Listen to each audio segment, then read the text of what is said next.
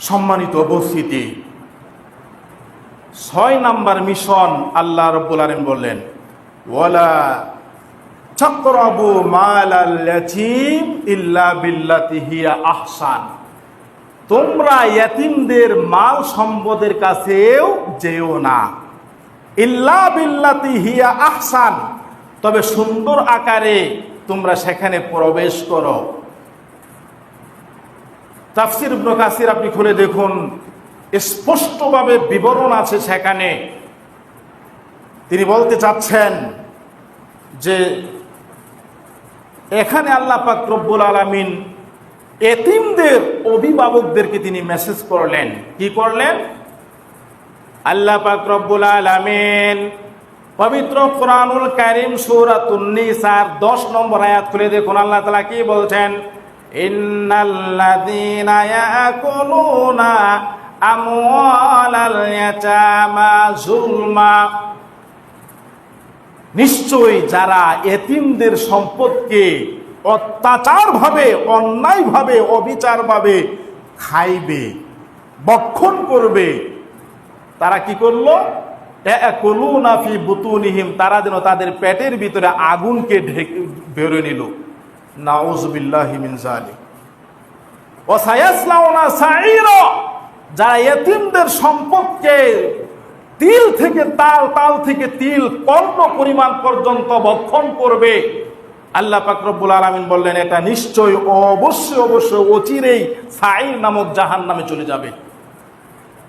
এতিমের সম্পদ, পৃথিবীর বুকে যত সম্পদ রয়েছে সমস্ত সম্পদের মধ্য থেকে এতিমের সম্পদটা অত্যন্ত ভয়ানক একটা সম্পদ, মনে রাখবেন।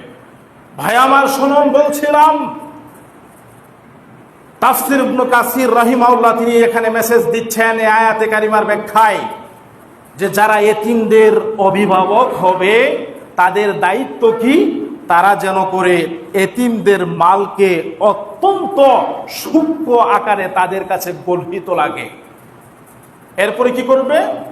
হাত্তা ইয়াবলুগা আশুদ্দা, যখন এতিমেরা প্রাপ্ত বয়স্ক হবে তখন তারা কি করবে? তাদের এতিমদের সম্পদগুলো এতিমের হাতে বুঝিয়ে দিবে। ইমাম আবু হানিফা রাহিমাহুল্লাহ সহ অসংখ্য ইমাম তারা বলছেন যে যদি এতিম 15 থেকে 16 বছর বয়সে হয়ে যায়, আশুদ্দা মানে শক্তি।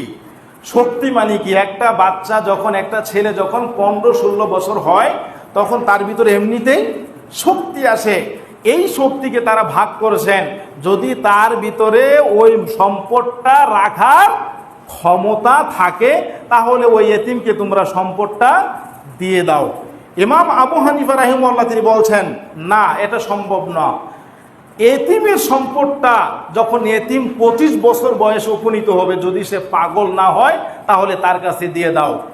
অধিকাংশ ওলামা ইকরামদের অভিমত এটাই, যদি এতিম তার মালকে সংরক্ষণ না করতে পারে তাহলে দেশের সরকারের কাছে তোমরা হস্তান্তর করো। আজকে দেশের সরকার কি? দেশের সরকার তো দূরের কথা, এতিমের সম্পদ যে আমার কাছে লোকায়িত রয়েছে আমি এটা প্রকাশ করতেই লজ্জিত। এরকম লোক সমাজে আছে না নাই?